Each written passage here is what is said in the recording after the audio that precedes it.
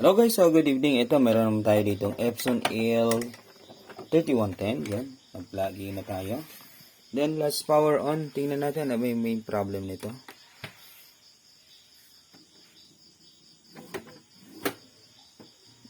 Okay. That's it, blinking. So, medyo dumulas. Tingnan natin ulit ha. Power off.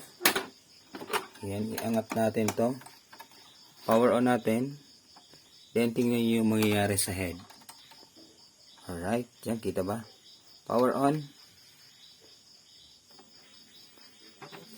Yun o. Oops. Parang dumulas lang. Then, blinking na siya. Okay.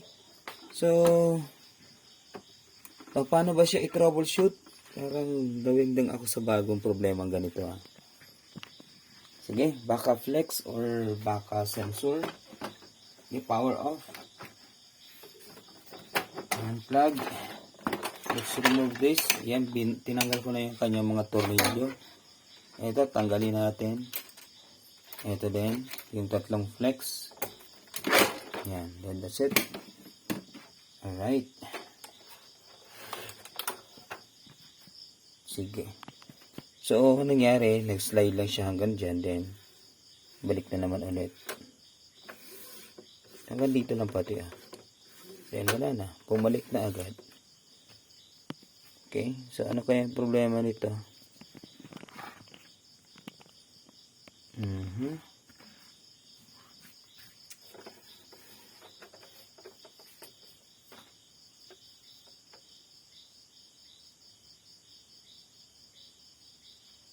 Okay. So, try natin tanggalin yung flex papunta sa sensor dito sa head. Yan. Tanggalin natin yan. Troubleshoot muna tayo. Tingnan natin kung same scenario ba siya.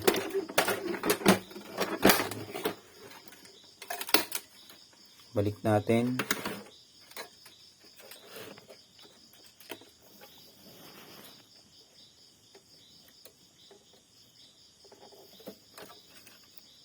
Ito sa pagbalik dito, kailangan tingnan mo muna.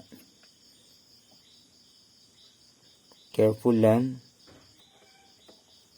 That's it. Then, yung kanyang sa power button. Alright. Plug in.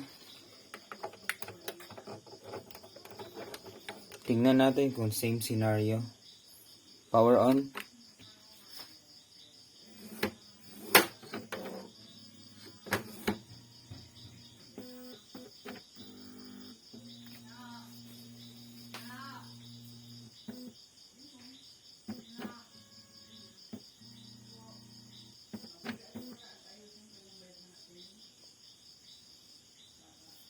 So, iba.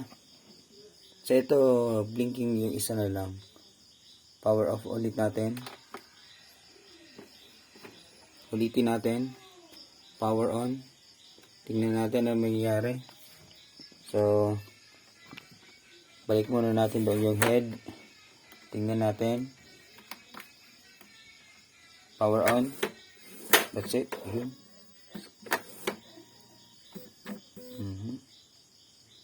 Okay, so, ibig sabihin, kapag hinampas niya papunta doon, yung head humampas doon, ibig sabihin nun, ang problema ay sensor flex. Sensor flex yung problema. Ibig sabihin nun. Now, the question is, ba't hanggang dito lang siya? Hindi siya nag-move up to this part. So, yan. So, may problema siya sa posibleng sa flex cable itself dito. Yung flex cable mismo yung problema. Or, pwede din naman yung kanyang belt. Kasi yung belt niya, ito, parang pudpud na. But then, i-check muna natin. Okay. Sige, troubleshoot tayo. Medyo mahaba-habang inuman to guys. Sige, power off. Ayan. Sa paper jam.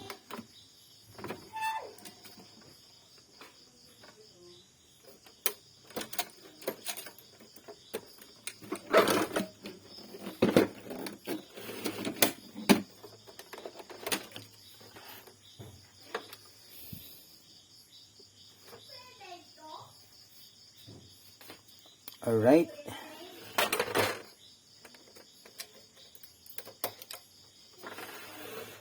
So, baklasin muna natin ito.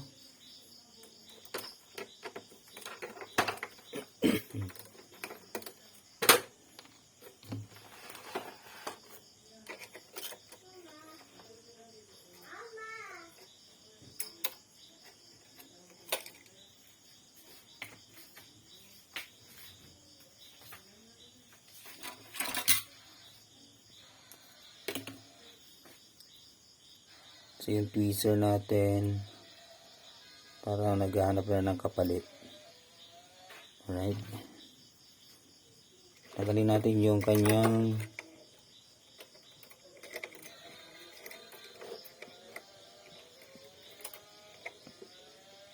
yung spring. So, ito. So, pinaka-importante yan kasi sa paper jam yan.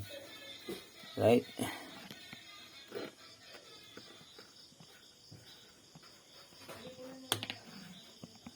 After that, ito, remove na natin to. Right, yan. Then, what's next?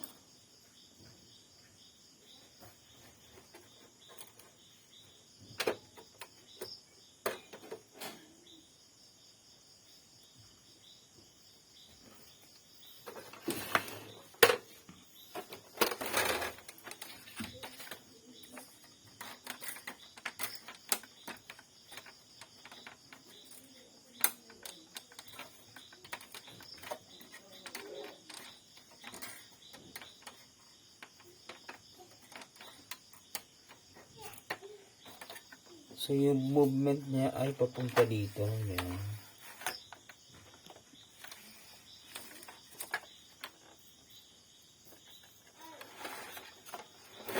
Alright, sige. Palitan nga natin to. Ito.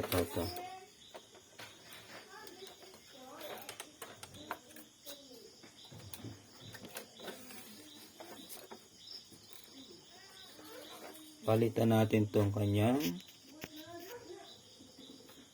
roller, yung plastic, kasi parang dito yan iba na parang na damage or nabutas or nawala yung pagkaano niya yan. So medyo white na yan, butas na siya. Sige nga, palitan nga natin yan. So this one. Okay, hanap muna tayong kapalit.